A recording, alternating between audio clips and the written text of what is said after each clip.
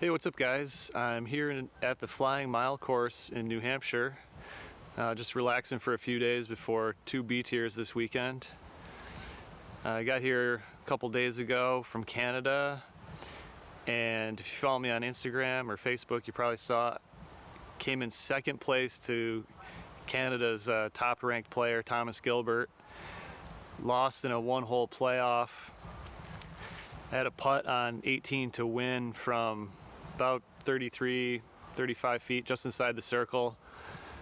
Kind of obstructed by some camp equipment and left it about 3 inches short, forcing the playoff. And then Thomas played it perfectly on hole 1 to win it.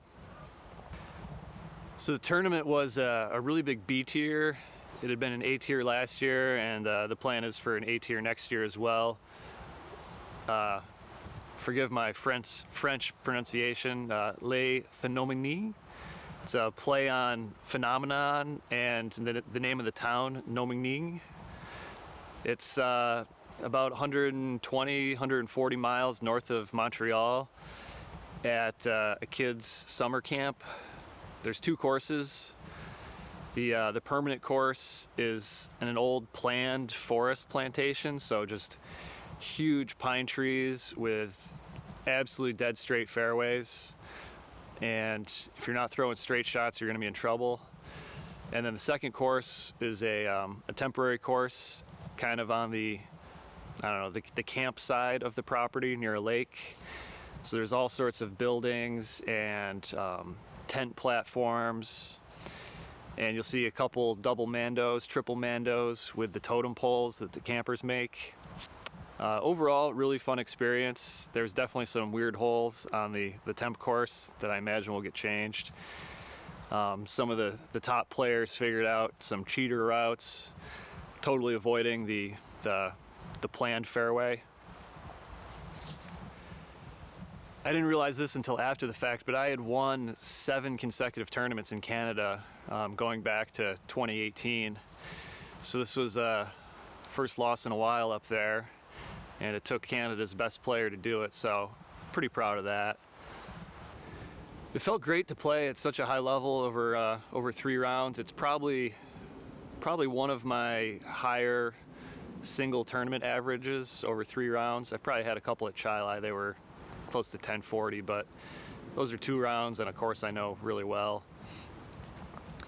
To stay toe-to-toe with Thomas, who's 16 years younger than I am, and probably one of the top 5 distance throwers out there. Pretty good accomplishment on my part. He definitely, I would say, played a little below average, had some mistakes here and there, but in the end, he played the playoff hole perfectly, and I had to run probably a 50-footer right at the lake. It was obstructed, had to go for it, and missed it by just a few feet, sailed into the lake, and he was able to tap in to win. I usually don't dwell on, bad luck too much after rounds, because I usually think it evens out for most tournaments over 3 rounds. Thomas had bad luck, I had bad luck, but this one, after a few days of thinking about it, seems kind of crazy. In the second round, I threw a blind shot over some trees and a house and managed to land in a small rowboat that was sitting on a out-of-bounds basketball court. I would say a 1 in a million shot. Could never recreate it if I tried. And then I did it again in the 3rd round somehow. So I lost 2 strokes to a random rowboat that's sitting on a basketball court.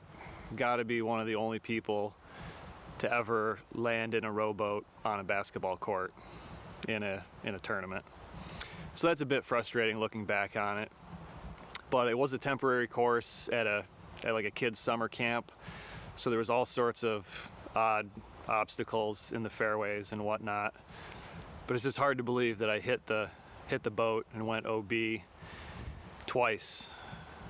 Would have never guessed that could happen. We heard this weird, thunk, and we thought it hit a building close to the basket. but it landed in the rowboat.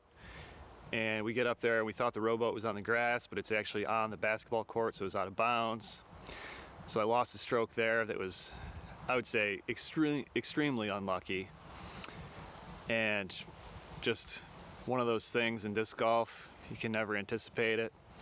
I'll leave you with some highlights of the first 2 rounds and some of the practice rounds. I was hesitant to bring out the camera in the final round with the scoring as close as it was. But overall, great experience. I'll definitely be going back next year when it's an A tier again. They're going to bring the ball golf course back into play, so that'll probably be to Thomas's advantage with how far he throws. But I'll be gunning for him. We'll see you next week.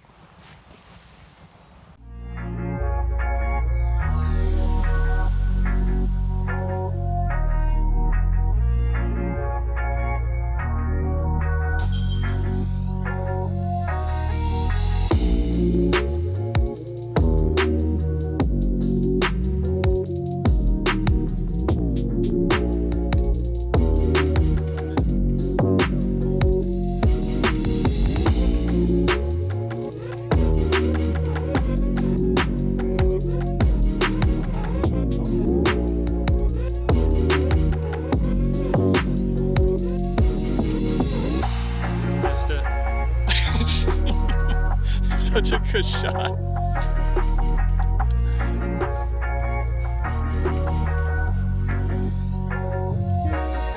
I feel like this would have been a good shot with